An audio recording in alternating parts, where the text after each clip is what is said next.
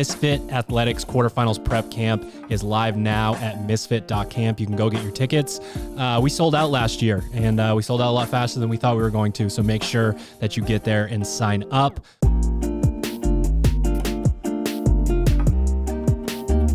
I'm not asking him. Good morning, Misfits. You are tuning into another episode of the Misfit Podcast.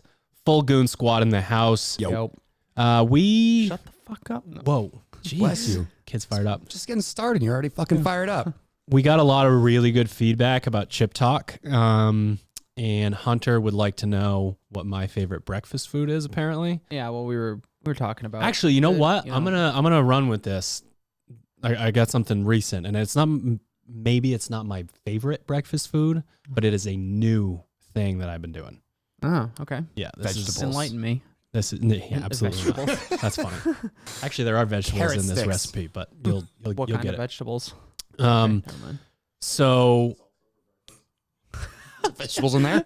it might be blasphemous, but I have been more into the open face breakfast sandwich recently.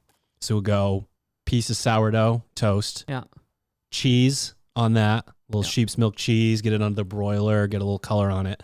Throw Very a nice, that color. fried egg on top of the cheese, Ah, yes. salsa verde, habanero hot sauce, cilantro.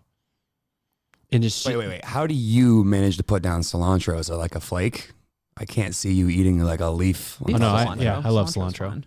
That's fine? Yeah. All right. I got no issues I didn't know if the with leaf cilantro. texture was I got- off-putting even in the I got no cilantro. beef. Beef cilantro? You're not a dish soap guy? That's fine. I like it. I can eat grow herbs. Fuck, I can eat plebeians. herbs. Herbs? You know your Herbs. basils and your shit Basil's like really that. good, especially on a pizza. You know, sometimes it does feel like I'm You just got one slice of sourdough under that bitch? You got Well, another see- slice of sourdough for your carbs? well. So there's 4 pieces of bread and 4 eggs, Oh, so you got 4 sandwiches. 4 open Got it. face sandwiches, Oh, got as it. opposed to 2, because I would do 2 closed. There's something about the ratio currently that's It is nice. that's I think technically when it's open face, each slice Yeah. of bread counts as a sandwich. Yeah. I think. Because like if you're going to go get an open face turkey sandwich, Is that what it's called? Is it a sandwich? it's an open face Is sandwich. a hot dog a sandwich? don't start. Egg toast. Anyways, there's something about the ratio that's just right, and it's a lot easier Do to you eat. toast the bread? Oh yeah. See, I think don't want that I soggy think bread. no. Well, I think that's where you go awry, because if you have rye in it, yeah, you What a get two. dweeb. You get 2 slices of toast like that are crunchy, and then if you got an egg in the middle, that's like over Soppy. easy or like a little bit, or know it what has you the mean. soft yolk. The problem is you bite into that bitch, and because It's the gone. bread's solid, it just like turns into like a Yep. this is shrinks true. down to an inch thick. So And that happens a the lot open with face is gluten-free bread as well. So you got to be very careful. I'll do the sourdough bread with like an avocado spread, and then the like soft scramble Loser. eggs. Quinoa too? Okay, that's okay. Now we got to get into it. There are people from different parts of the country that think that a breakfast sandwich has fucking scrambled eggs or some omelet bullshit on it. Now, Does taste good. when you get that, it's not like, oh, this is bad, but it is not as good. I would agree that it's not as good. I think it's a functional. It's like a thing. convenience It's a convenience- factor. Well, it's like if you're It's gonna less messy. if you're gonna take that thing to go, yeah, you're not worried about yolk all over your pants in the car. I don't care. you wouldn't fucking care. True. I just like Wipe on people. the ceiling of his truck. People will Just talk walk about to their the office regional. with yolk on his If you crotch. want to bring up the regional breakfast sandwich debate and really get into what's better from different places, we got to be talking about the best of the best. The ideal situation that we talk about with your training all the time. The ideal situation for a breakfast sandwich is for a runny yolk. It's a runny yolk. Yeah, I agree. Agree or for disagree? sure. Oh yeah, the yolk has to have some level of runniness. And I'm not really big into the mess, even though I'm a pretty messy person. You basically described what I make every single Saturday after I get done coaching Sweaty Saturday at the affiliate. I go home and I either go buy one of those or make one of those.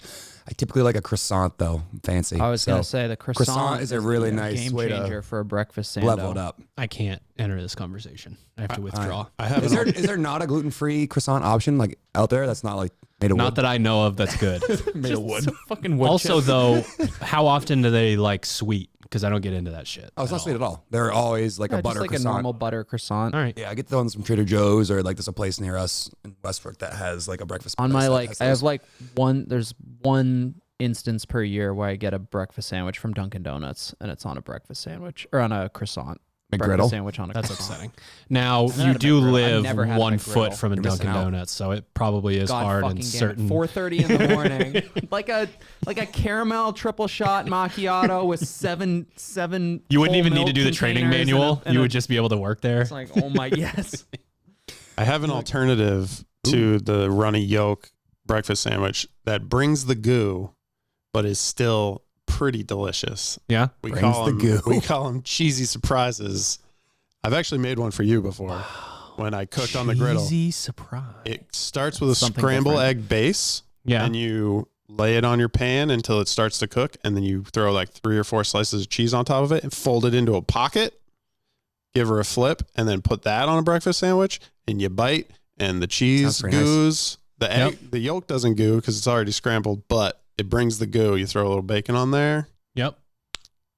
Well, another pro tip is you put the egg in between 2 slices of melted cheese. I thought you were going and to say it- bread, and I was and like, it Jesus. almost Wait. Hear me out. Hear me out. It's got I mean, we got bread. 2 slices of bread. No, you put 2 pieces of melted cheese on either side of the egg, and it kind of creates insulates it creates in? a little blanket for the yolk, so it kind of doesn't. If I'm Not going as traditional top bottom, I will go some form of either cream cheese or goat cheese on the bottom, and then melted like sliced cheese on the top. Mhm. You get the kind of the tang. Cream cheese You in get- a breakfast sandwich is pretty Yeah, Cream phenomenal. cheese on a breakfast sandwich. Goat cheese is the You All ever right, so did original question is favorite breakfast food. breakfast food? Yeah.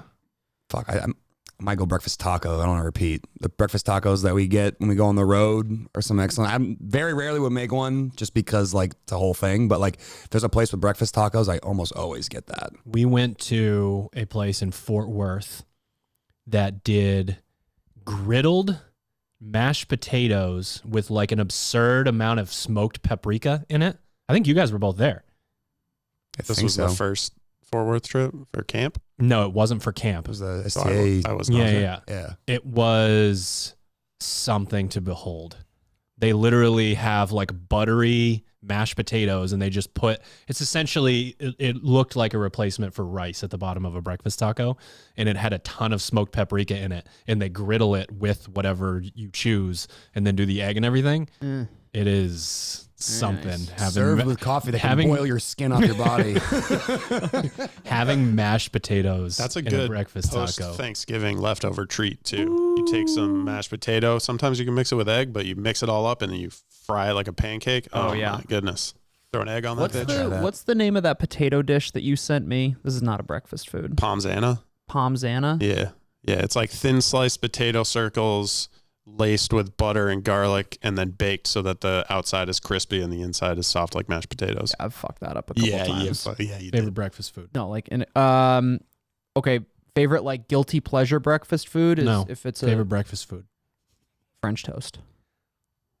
Like It's a good but answer. like good French Not toast. bad French yeah, toast. exactly. Not bad French Thank toast. you for not like, clarifying. Not like plebeian French toast toast. sticks at like middle school cafe. No, I made like I used to get those all the time. got a really good recipe for like cardamom and orange zest on a French toast, and it's like Oh. 12 out of 10. You don't make get the one of sloppy those, kind? one of those, You do those brioche? super thick brioche Yeah. slices, get it All all right. crispy on the outside. I'm also an eggs Benedict guy. I really like Not shitty. not a eggs shitty Benedict. eggs Yeah, Benedict. okay. Yeah, just to clarify if there was any question You about ever tried that. making French toast with Captain Crunch? Yes. Yeah, I'm serious. I've never- You get good slices of bread, you do the egg wash, and then you crush up Captain Crunch and then dip the bread in that and then fry it I've in never the used pan. I've never used French Disgusting. toast, but Try it. Captain Crunch. Seriously, but I've done try it. the crunchy. Like you do it with cornflakes. Cornflakes That too, is a pretty yeah. common one. Just to I get just like it the more crunchy. sugar in the Captain Throw them in a Crunch. bag, rolling pin the bag, and then yeah, little Ted, nice favorite exterior breakfast food? coating. I do like a good eggs Benedict, but it makes me fart, so I typically don't go PBR. for it first thing Typically in the get 7 morning. or 8 of them. PBR's a close second. No, I'm kind Bloody of Mary like, with a bacon straw. I'm kind of a classic breakfast guy, like a good hard fry, home fry, some nice crispy bacon, and like a hard fried egg, and I'm good. Yep. But If we're talking like, hey, you're going, you got to get something out of place. A Long Island breakfast sandwich is hard to beat on a bagel, on a salt bagel. Scrambled eggs losers, aren't they? They are, but man, you can get it. You can ask for like You can get a easy fried eggs or medium eggs or You gone scrambled, over to but- Rose Foods on Forest Ave? They got New York bagels there. Like people actually say they taste like a New York bagel because I'll that's have a to big try thing. it. You I have should. not, but a yeah, great place. it's Long Island breakfast sandwich on a salt bagel, bacon, no sausage bullshit, bacon. Yeah, well, this is a Jewish bagel shop, so they do all kosher stuff. So it's all like beef sausage as opposed to like pork sausage. I have I two don't like answers. breakfast sausage. First answer is Gluten Drew. So this is 2011, Mountain Dew and- 1986 to 2011. My old man would make like traditional English muffin bacon breakfast sandwiches with like American cheese. Like, I think English muffins are highly underrated. yeah. I had two of those Thomas. before every football game that I ever played in my entire life. I feel like was that's a main staple. That was like the main breakfast tradition. How many times did you poop at halftime? I was always pooping, so I don't really remember. It all blurs together. Yeah. It was like never. I was like George. not pooping. I was like George Costanza. Like I always knew where the closest. were? Yeah. Yeah. Not good though. Like Acceptable. there's a comedy special where they talk about if your significant other isn't disgusted by porta potties, you need to run. And I always like turns and looks at me. There's a lot of times I did not have a choice. Yeah, you gotta so go, you gotta go. I wasn't like George Costanza in that I needed a clean bathroom. I just always knew where the closest one was. And listen, there were some ugly scenarios. It wasn't good. So that's that answer. And learned a lot then more about now, very close to what you said, Not Sherb, opposed to a porta but I potty. prefer the bigger. I don't know that I could call it a breakfast burrito, but it's like a breakfast taco in a burrito jacket. Size wise, it's probably a little bit closer to a taco, somewhere kind of in between the two. And you have three roughly. If I'm going In that range? if I'm going with Good a answer, breakfast good answer. version, I think I would much prefer a burrito, like on one of those like 12-inch flour tortillas that is just jam packed with home fries and shit like that. There is no Puts you such right thing back to as a sleep. gluten-free tortilla of that size that you Yeah. would dare to put that much time and effort to have it To flop attempt onto it your to plate. roll. You need it Like, oh, cool. 7 I have a layers tortilla thick. with a hole in it and a pile of things on my plate. This is great. I love it. I did get a tortilla maker not that long ago, or like a little while ago, with the You getting the puff? I've been fucking that up. Yeah, You getting the puff? Blue corn, some blue corn masa. Attaboy. I've done flour once, but the corn a In couple Mexico, times. they say that that's when you are ready to find a male to marry, when the woman can puff her Congratulations, the Hunter. tortillas. The So, yeah. tortilla. So you can go It's find not- a man. It's you- not. Yeah, it's not as consistent as I would like it to Exactly. be. So I'll keep perusing. You got to get apparently you have to get the like comal or like the plancha, like what they use, like the big like clay surface thing. Oh, That's yeah. that's one of the Yeah, I just- super even heat across the whole thing. Like I have an induction burner and it's No. kind of hit or miss. Yeah, the cast iron pan works well enough, but it's inconsistent. You just but gotta give they're enough still time to fucking get good. even. Yeah. It just takes a while to I get also even. do like to undercook them just a tiny bit for a little bit Little of chew? like a little bit of chew, so Yeah. I don't always get the puff, but Right. pretty good. All right, Misfits, we are going to break right now for a very special announcement. This is not a sponsorship thing. Do not hit fast forward. Misfit Athletics Quarterfinals Prep Camp is live now at misfit.camp. You can go get your tickets. We sold out last year, and we sold out a lot faster than we thought we were going to, so make sure that you get there and sign up. Quarterfinals Prep Camp is for anybody who is aspiring to compete at that level, competing at that level, or coaching an athlete that is aspiring to be at that level or compete at that level. It is still a very community-focused event, so if you are wondering whether this camp for you, the answer is yes, as long as you want to be part of the Misfit Athletics community. And one of the best ways to experience that community is to show up a day early, March 3rd to 23.3 with the Misfit Gym Portland crew. And then camp will run full days, Saturday and Sunday, March 4th and March 5th. You can get signed up right now at misfit.camp. And if you guys are listening to this topic and want to mitigate the amount of conflict you might have between the competitor side, the affiliate side, like we talked about at the beginning, we have that pretty much all covered for you. You can head to teammisfit.com. Yeah, Long Island accent. It was the breakfast sandwich talk. You can head to teammisfit.com or the SugarWOD marketplace to sign up. You get daily warm-ups. You get either a lift, a conditioning, some days both, some days one, some days the other, but you will also always get that 5th day, that competitor extra for athletes who are looking to kind of boost their rankings, whether it's in the open, quarterfinals, or whatever. They just want a little bit of extra work in a structured way where the entire program works really well together. Again, that's teammisfit.com or the SugarWOD marketplace. All right, back to the show. Well, that has been Breakfast Talk with Misfit Athletics. We will see you next week for... No, I'm just kidding. Just kidding. We got a good topic today. We are going to go over one of our most frequently asked questions, and what makes it unique is it's shot from 400 different directions. And it's the idea of a competitive culture at the affiliate level or in an affiliate. And what I mean by shooting from different directions is we have an affiliate owner come to us and say, I want to follow your programming, but I don't want to essentially tell my affiliate members like, hey, their programming's way better. The stuff you're doing's not so excellent, so I'm not going to do it. So how often should they be mixing in our programming with their programming? We get athletes who are following Misfit Athletics, and that's kind of taboo with their affiliate.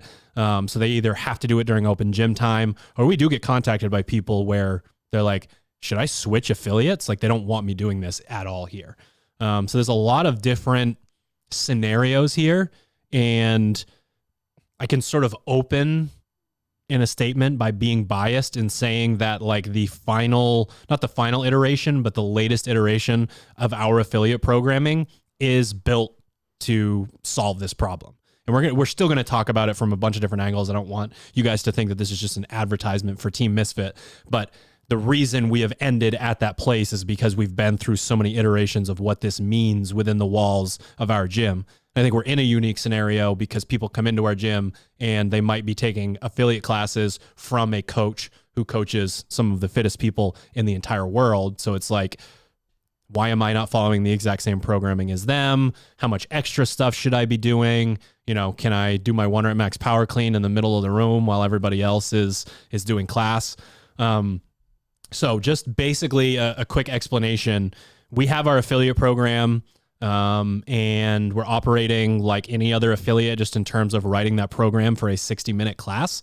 So you might have strength and a Metcon. You might only have a Metcon. You might have a really longer dedicated strength session that's got a good cool down and a good warm up sort of skill built into that. And that is our main focus with our programming, is to provide the best program that we possibly can to our members. And then we just so happen to sell it to everybody else.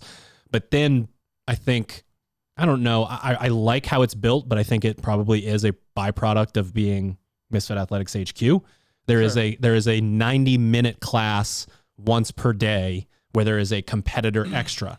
And it's really important that if you're either going to subscribe to Team Misfit programming or just recreate this for yourself at your affiliate, that it is built thoughtfully on top of what is already there within that hour class. So what would this program be missing if an athlete was trying to compete at the quarterfinals level? What sort of stuff can go in there? What can fit within that extra time? I think it's way more realistic, even if a member is taking a class that's not 90 minutes long, but adding a piece into open gym or whatever, that you're not giving them like way more. It's not necessary. And I also think it's, much more sort of unrealistic for them to accomplish. So we basically have that once a day. And if an athlete can't do that, they will take class and then go into an open gym time and do that competitor extra. And it's taken us a long time to get to that place, but having that 1 hour class be the most important thing still at your affiliate, and then thoughtfully building a competitor extra on top of that could be strength, could be bitch work, could be an interval, could be skill. There's a lot of options. Yeah, the thing that jumps out to me as a really important feature, regardless of the route you decide to take, is that I think this took us some time to get to this point, but you have to prioritize the experience that your members have in the hour, basically over every single other thing that could potentially come across your desk. Put it in when a vacuum. You want to make sure that, and this is something we did very poorly for a long time, is that we wanted to kind of help everybody, so we kind of helped no one, and that include putting members on like an island and wondering like, why is so and so in the corner doing something else, or why is my coach over there doing thrusters and toes to bar when we're all over here doing single unders and sit-ups. They want to know what that is. So I think the North Star for us early on was like, all right, let's just try to make sure the hour class and the experience those people have in 1 hour is the number one thing we're concerned with, and then we can kind of build the structure from there on down. Because if you try to do the opposite direction, I don't think you'll end up at the end being, hey, your members are having the best hour they could. You're going to try to, scratch a bunch of different itches, but you're going to end up scratching no one's itch, and your business is going to struggle, because the thing that drives people back to your gym is the experience, and they're not going to necessarily remember what you said to them, but how you made them feel. And when they feel like they're of the most importance in their hour, that brings them back to the door for class 2, 10, 1000. Like, that's, to me, the North Star when it comes time to all right, I'm getting ready to figure out what I want to do with my affiliate and how I'm going to make this all work. The number one concern has to be, what is the experience those people have inside their hour class? The other thing to consider is the fact that we have a pretty wide, like any affiliate, we have both extremes. I think a lot of people might envision Misfit Athletics HQ as just like a mecca of extremely competitive athletes, and we have a lot of incredibly fit affiliate athletes, but they are ultimately affiliate athletes. A lot of them do enjoy competing in the open and want to compete in quarterfinals, and some of them are like, hey, I want to see just how good I can be in quarterfinals. So we have that end of the spectrum, but we also have the 50, 60-year-old woman who's just started moving for the first time in 20 years. And we also have the coaching ability to make sure that they're getting those two people in the same class are getting the same workout.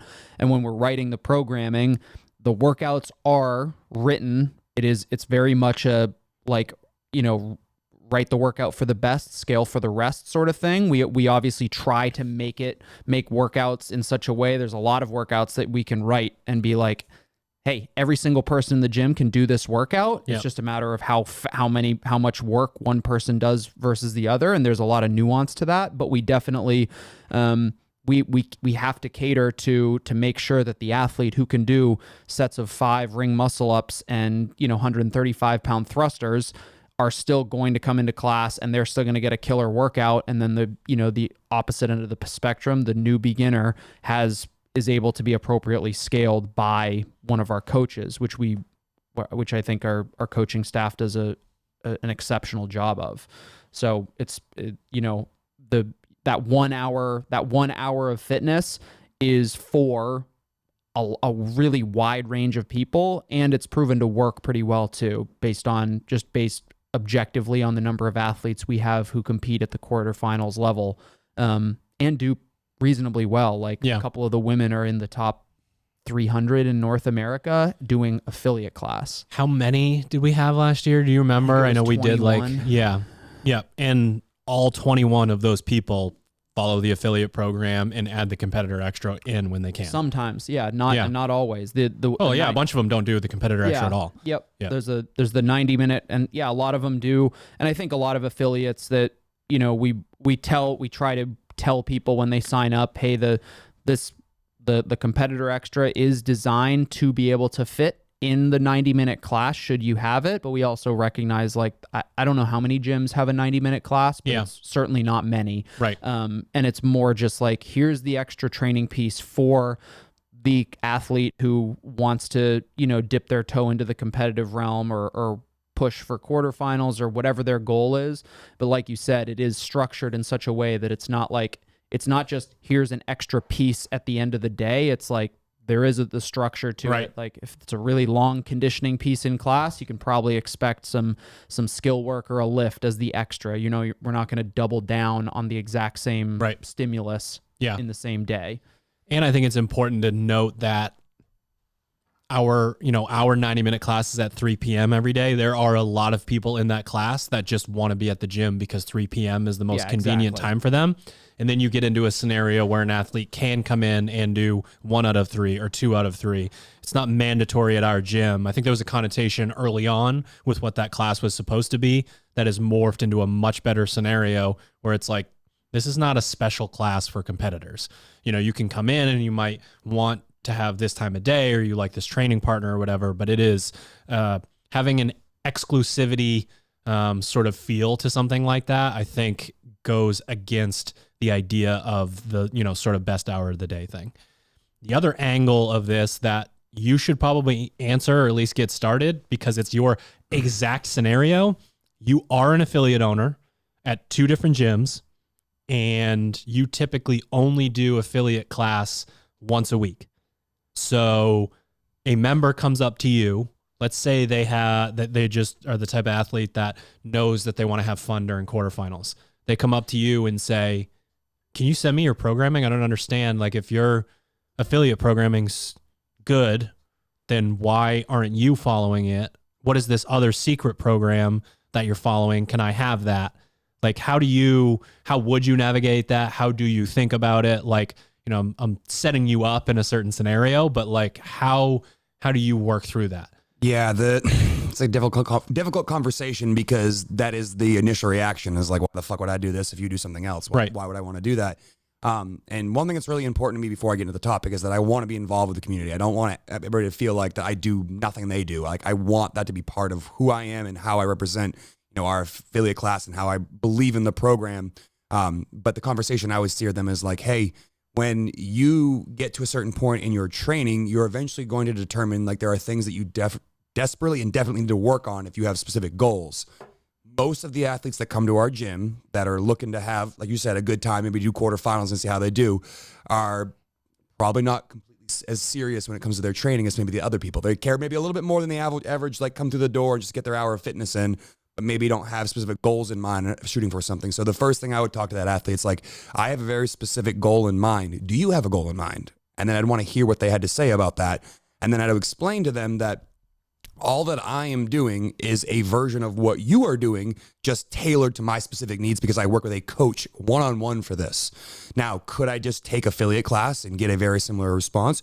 Sure, but that might require me to modify things in the middle of the class that doesn't necessarily fit with the vibe and how things are going in the class. So my first conversation would be like, what would your goals be? And you can tell me why you want to achieve those things. And once I understand that, then I could have a separate conversation where like, hey, if you are really dead set on getting better at something and you have a goal in mind for quarterfinals, like that's when you can lean into your coaching staff at your gym rather than changing the workout completely. Just ask the coach, like, how can I make this workout better for me so I can get a better training response so I can work on things? So like, this is a common question when we have a piece that might include, I don't know, let's just say yesterday's class workout, which was row 400 meters. And then you keep doing that through rotations until your team completes like a 7K ski. And I was talking to different athletes about how they could approach that workout. And all that I was saying to them is like, hey, some of you really need to focus on your rowing. Like your rowing is the main thing that's going to hold you back, let's say in quarterfinals. If you're not a competent rower, that's going to be a big chink in your arm when it comes to the season.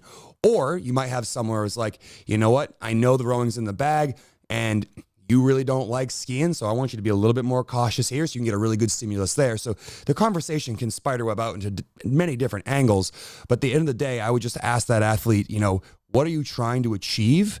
And when you have that kind of like that North Star for where you want to go, have you looked at the programming in advance enough to understand how things are going to be approached? Because this is a pretty common conversation I have with athletes. They ask me like, hey, what's coming up in the next couple of days? Or like, what's tomorrow's competitor extra? And that can help. And that can help steer them in the direction of like, hey, this is how you want to think about your training, or this is how you want to think about your training.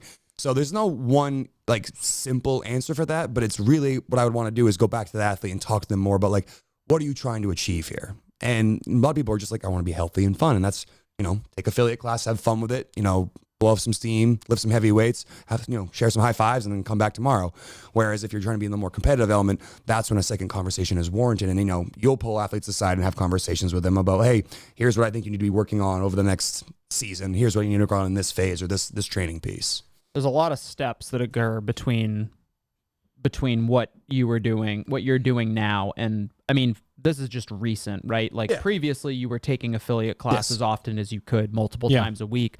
And now it's like, hey, I have like you said, I have a specific goal in mind, but you have also met all of the prerequisites to be following a program catered specifically to your goals. And I think that's an important conversation point. And honestly, that's more about the coach being able to identify and communicate to the athlete what they believe they need to work on, rather than just what's the program that I need to follow to do this. Cause it's never a conversation of just like, oh yeah, you should do this program. It's, what are your goals? It's like, okay, you want to get better at this. Have we checked all of the other boxes that are necessary for you to merit additional work or something like that outside of the affiliate class? And more often than not, it's like, yeah, I work a full-time job. Let's assume they work a full-time. They're a normal, kind of a normal member, but it's like, how's the sleep?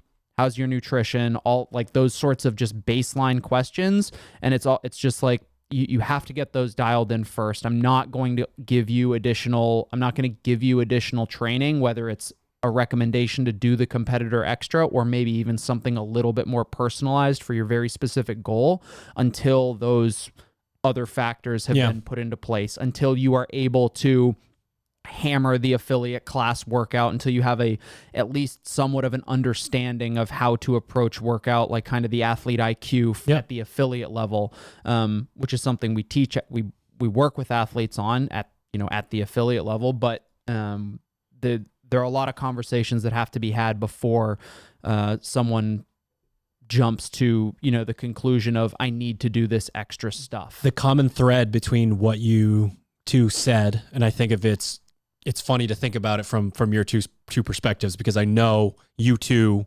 individually talking to the same athlete is going to be different, like vibe to the conversation, but you're both putting it back on the athlete. And if worded properly, and if it's the right demeanor, you're essentially saying, let's not get bogged down in what the specific program is. Let's talk about you specifically.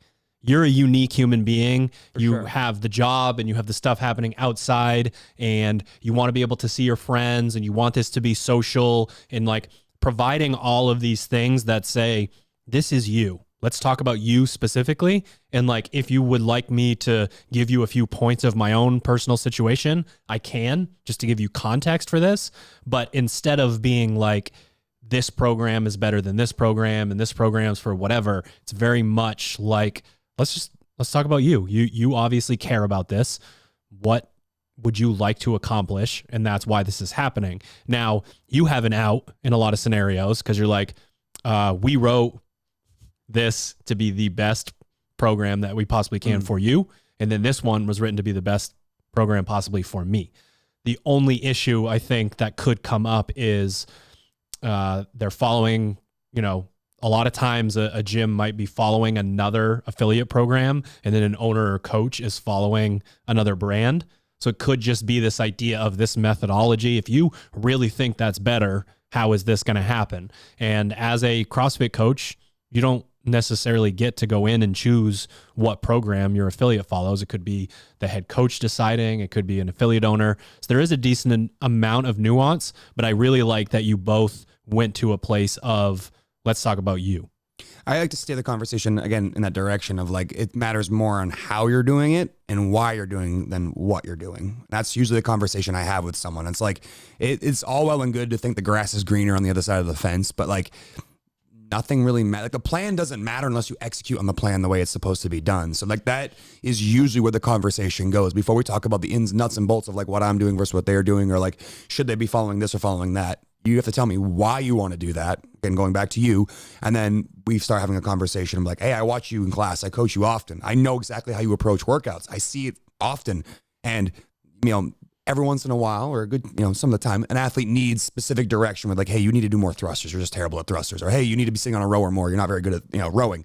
But for a lot of athletes, it's, potentially playing up their strengths and backing off their weaknesses. And like, as the coach, we're like, hey, that's the reason why you're still in the rut you're in, is that you tend to rest on your laurels when you're good at something, and you kind of just play it safe on the things that you're not good at. And we want to try to reverse those roles. So like, how you're approaching your day-to-day training needs to change if you want to make the strides that you want to have. You know, if you're an athlete that always likes singles, I'm going to ask you to go touch and go in class. If you're an athlete that always, you know, holds 200 watts in a saw bike because, you know, you can do the muscle ups and the power cleans afterwards, I'm going to tell you, I don't give a shit about your muscle ups and power cleans. I want you to pay attention to the bike. So, you know, kind of redirecting the conversation, or at least giving athletes, honestly, on a day-to-day basis, hey, I know you have this goal. Here's how you want to approach this workout, so that in 6 months from now, we're having a conversation about, all right, how do we keep getting better? Not, I'm in the same place I was 6 months ago, and how come that's the case? Yeah, changing your program without a change in the way that you execute it makes changing the program completely irrelevant. You could start programming. You could get a program from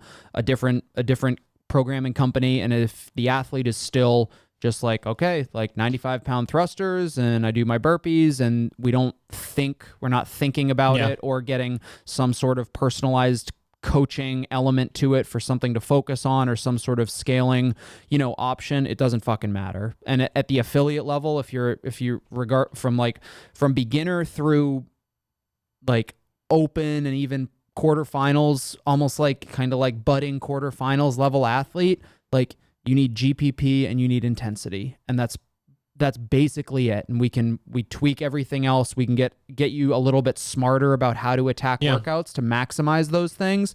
But at the end of the day, like until you have established a large enough or a long enough training age and have the breadth and depth of movement proficiency and all of these things, like there's not going to be that special program that works for you. It's about executing the program correctly and having hopefully a coach or someone able to steer you in the right direction with that. One thing I don't want to come off as is like, yeah, like sort of like you have to earn the right to do it. It sounds kind of elitist, and that can kind of push someone in the wrong direction. Like, oh, fuck this place, I'm not going to go there. They're all like, you got to earn this type of stuff. But like what we're sort of alluding to is kind of earning it. Like we want an athlete to demonstrate that they can go really hard in a workout and they're coming consistently before we need to worry about all the other things. And I think that's something that, you know, I think you do a good job of with the athletes at our gym, is you'll have a conversation and it's like, hey, like, I know you want to do more, or you like exercising more, and that's awesome, but like, let's dial it back and let's really focus on what's in front of you for today.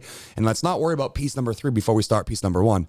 Let's do piece number 1 really, really well, see what we can learn from it. And then if we're still feeling good after that, then maybe we take on piece number 2. And the same kind of thing goes along both from day-to-day perspective and a week-to-week perspective, because they're going to be athletes that come to your gym who are just dead set every single day and all doing all 3 things. And it's like, hey, you'd be better off. You just did like 1 or 2 things. And then you did the thing that you and I talked about, which is like, hey, maybe you should go over in the corner and stretch so your thoracic spine, you know, you can put your arms over your head, because that's the reason why you're not able to do stuff. So I think you want to frame the conversation, like what you're saying here, as you're sort of earning it, but you have to be very deliberate with how you deliver that message. Otherwise, it can be very off-putting and create fracture in the community, which you don't want. Yeah, you don't lay the whole plan out in front of them and say, you have not done 1, 2, 3, 4, 5, 6, 7, 8, 9, or 10. You say, hey, the next step to get you to where you want to go is step 1. And like, we'll talk after. And I mean, I don't think you're going to have an affiliate that's going to have 0 coaches on the staff where you could go to them and say, is it okay if I bug you about my workout strategy? Like, I know that you know who I am as an athlete. Can you just let me know, like, if I'm, you know, not scaling this properly, or like, oh, you love rowing and you hate thrusters, so you crush the row and then you stand around for 6 hours on the thrusters. Like, can you just like let me know those things? There's a pretty good chance that you're going to have at least one, if not all of the coaches on your staff that are passionate enough that they want to talk shop. They prefer to be able to have these conversations with their members. I mean, something that you and I talk about too is that sometimes you have a hard conversation with an athlete and you have to say to them like, hey, you don't need to be worrying about the muscle ups and the extra piece just yesterday. We need to make sure we refine the way you're doing your strict pull up, or, you know, we sometimes come off as maybe like killing some of the fun in class because we want athletes to focus on something that maybe they don't like to do all that much. But like, if a coach can communicate to an athlete the stuff that they don't like to do is where the, you know, most growth can occur, and we can kind of lay it out in a path that sounds like, hey, here's a challenge in front of you, and like hopefully you embrace that challenge because it's going to get you closer to your goals.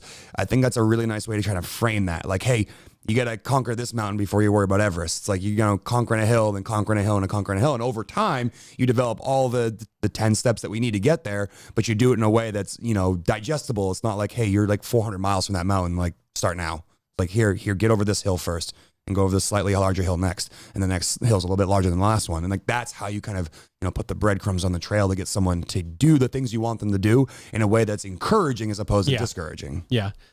The quarterfinals prep camp last year, also March 4th and 5th, Misfit Athletics quarterfinals prep camp. 3rd, 4th, 5th? 3rd, 4th, 5th. Yes, you can come on the 3rd and do 23.3.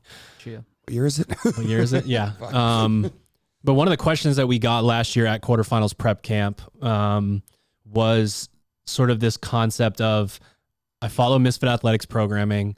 I'm on an island at my affiliate. I'm the only one there that does it. I get these fucking looks from people, and I don't understand why they don't, want to join in on my programming. This person also, I believe, coached at the affiliate that they were at. So again, there was a bit of that like dichotomy, like how am I supposed to deal with the fact that I may or may not wholeheartedly believe in what this plan is here.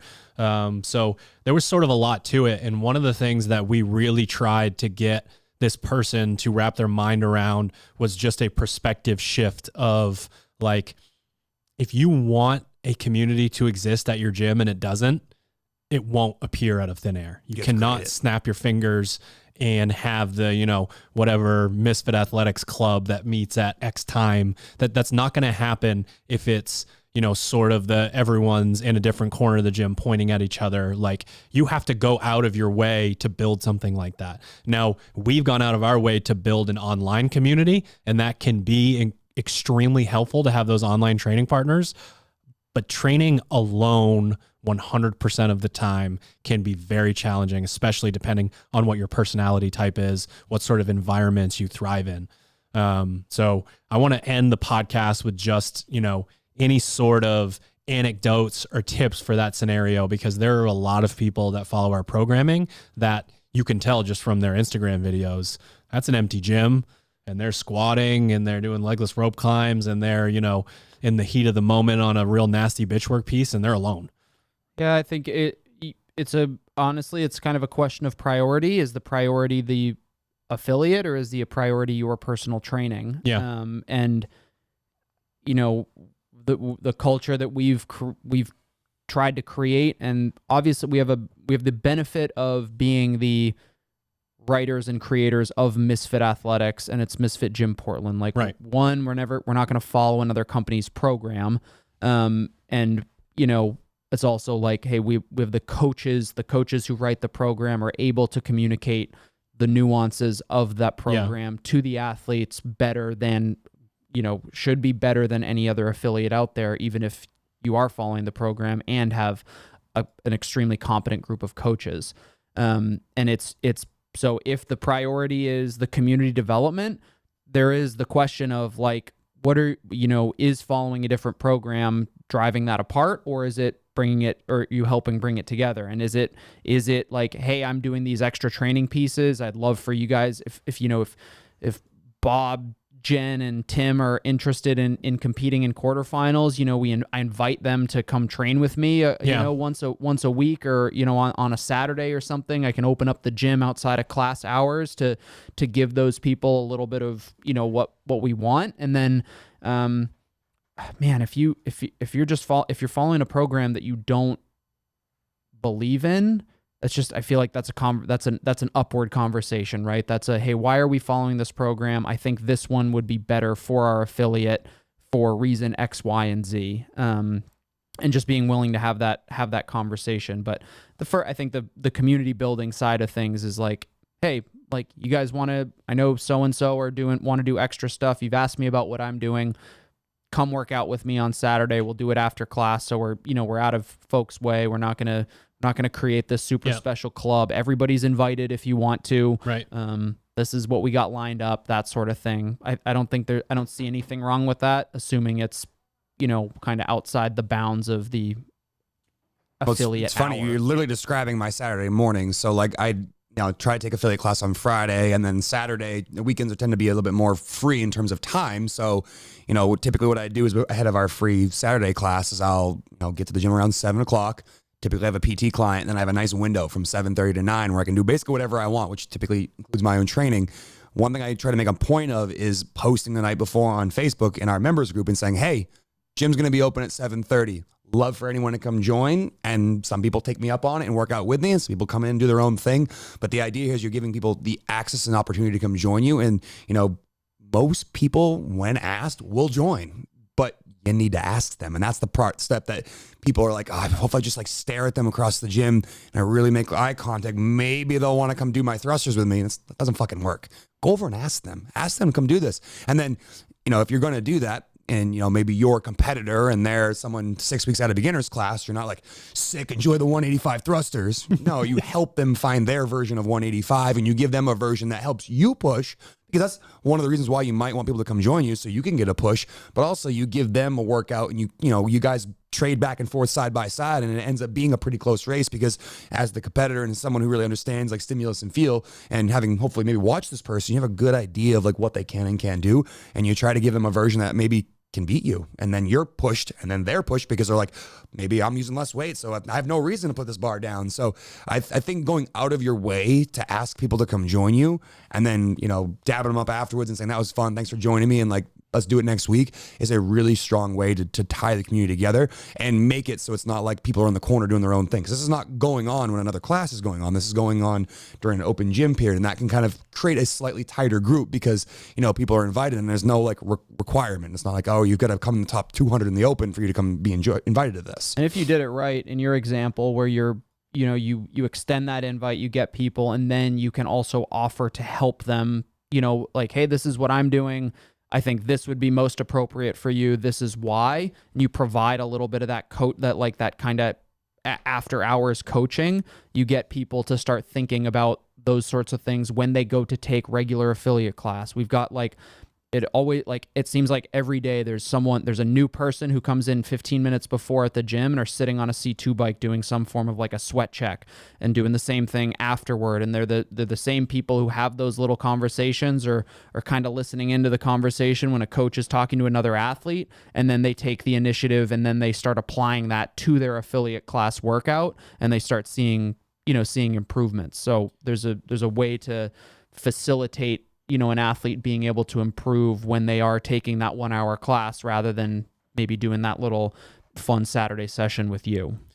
Yeah, I don't want to simplify it too much, but it sounds to me like there are two scenarios. You have the athlete who is so dead serious about their goals and their training that they're going to make it happen and make it work in any sort of environment and scenario. And then the other side is, it could be a very similar athlete, just as serious about their training, but they know themselves well enough to know that they don't like being on an island, that they perform better within a community. And that's just, sort of accepting responsibility, control your own destiny, go find those people. Straight into final thoughts, that this episode so much was about how to communicate with other people and sort of see where they're coming from. And if you're trying to help them, then just do that. Go ahead and help them. Don't project your own stuff onto them. And if you want them to join you, honey works better than vinegar, right? Swapping your Metcon for their Metcon, and then next week do the opposite. Next week you do the opposite, and oh no, there's 19 Metcons this week, and only one of them was not what I was supposed to be doing. Now I'm not going to qualify for the games until 2036. It's not quite that serious. So being able to, whether you're a coach, whether you're looking for training partners, whether you're an affiliate owner, when you communicate with other people, remove yourself from it a little bit more, I think, and try to communicate with people about their own situation and their own scenario. There's a pretty good chance you're going to be able to level with them, because people like to hear about themselves a lot more than they want to hear about you. My final thoughts, I'll have one for the athlete and one for the gym owner or the coach or the person that owns the gym. The athlete first, if you're in a situation where you don't feel supported or you feel like you are getting the alienated stare, like what the hell is that person doing? And you haven't tried at first to go out and try to mitigate that problem, having a conversation with the affiliate owner or the coach and making sure you're not creating waves, don't be surprised if that relationship doesn't get repaired. Step one for you would be asking permission, not assuming you have the right to do whatever you want. And this is honestly a funny conversation because I coach remote athletes and a lot of them work out in the middle of the day and sometimes they butt heads with their affiliate owners and they're always like, can you believe this happens? And I'm always like, have you talked to your affiliate owner? Have you had a conversation about that to make sure this works well? And if it doesn't work well, then maybe you explore other options for you, but start by trying to repair the relationship versus being like, oh, this person just fucking hates me because I do whatever I want in the corner. That is a really bad mindset to have. So try it first, being the bigger person and going out of your way to go talk to that person that may be giving you that look, or maybe it doesn't appreciate the fact that you're doing your power clean and, either before their class or during their class. You need to respect the boundaries of the class because again, at the end of the day, you don't own the gym and you want to have a nice facility that you can train at. And things are always going to be better for you if there's less stress. And if you can mitigate that stress with a conversation, it's worth having. And then second, for the affiliate owner, just decide your North Star. Figure out what it is. What's important to you? If you have desire to have competitors, then maybe you have to figure out a better solution to you. Maybe it's hey, open your gym hours from these to this to this. And that's, on Tuesdays and Thursdays, and the other days of the week, it's a class because that works well for your community. But basically decide for yourself what's important to you and what you're trying to prioritize. My only bit of advice is that you might want to prioritize your day-to-day, guys that pay their bills, not the competitors. Piggyback, leapfrog, ollie 360 off of what Sherb just said. People love to play communication chicken. Your friend that hasn't contacted you in a while is a bad friend because they haven't contacted you in a while, and they think you're a bad friend because you haven't contacted them in a while, and you're both waiting for them to do that. And we see it in the CrossFit community. You'll hear an athlete say that they don't like another athlete, and then they get an opportunity to meet them, and they become like best friends, and it's a hilarious anecdote that's put into it. So, at the baseline level, do not assume that they're ignoring you or that they don't like you because they might think the exact same thing about you. And if you want to be an adult about it, hello, my name is Shreb. It's nice to meet you. I also love 2115 nines and open face breakfast sandwiches. I think my messaging is for a coach. I guess it's for both the coach and the athlete. If you're the athlete and you're doing some additional stuff, there needs to be the implication that you know enough about what you're doing that you could theoretically educate somebody else on the topic. And similarly, if you are a coach or an owner doing a program that differs from your affiliate program, you better damn well be competent enough to communicate how to get an athlete the results that they want by following the program that their affiliate is following, and communicating exactly why it is that you're not doing that if you actually believe that, for them, this is the best avenue for their progress. So I think there has to be a level of knowledge about what the athlete that is approaching you or is trying to, basically what that athlete's goal is, and then how you can utilize basically whatever program the gym is following or whatever your experience is following a different program to point that athlete in the right direction without causing some degree of separation or alienation. True. Did we do it? We did it. Done. All right, ladies and gents, thank you for tuning in to another episode of the Misfit Podcast, and thank you to our show sponsors. Ted, side note, do I have permission to tell them where to go to sign up for camp? All right. Sidebar. Make sure that you head to misfit.camp, Misfit Quarterfinals Prep Camp, March 3rd, 4th, and 5th. On the 3rd, you can come do 23.3 with the Misfit Gym Portland crew, and camp will be a great Christmas gift. 4th and holy shit, great Christmas gift, not just because it's a great Christmas gift, but also it's online. You don't have to wait for delivery. Ooh, baby, no delivery. You go in, you buy that bad boy, you add a ticket for yourself, your grandmother, your aunt, your cousin, get 6 or 7 tickets in there, good to go. Misfit.camp, Misfit Athletics Quarterfinals Prep Camp, properfuel.co, use the code word Misfit, sharpentheaxe.co.com, use your favorite athlete code to support them. We'll see you next week.